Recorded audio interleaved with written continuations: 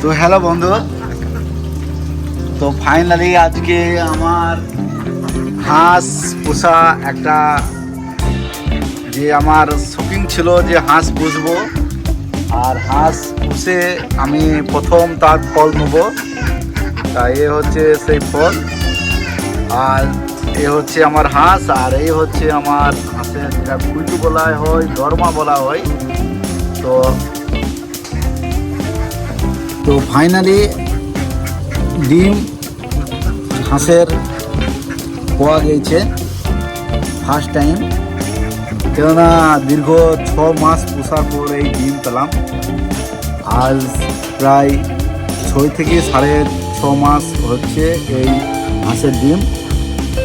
তাতে এগুলো আমি নিয়েছিলাম প্রায় 32 টাকা 35 টাকা পিসে, এইরকম দাম ছিল। আর 6-7 মাস বয়স হয়ে গিয়েছে হাঁসের, আর ডিম ফার্স্ট টাইমে একটা ডিম দিয়েছে। তো আপাতত এখন 14টা হাঁস আছে আমার কাছে। তো দেখা যাক পরবর্তীতে কতটা কি ডিম দেয়। তো আমার ফার্স্ট টাইম পোষা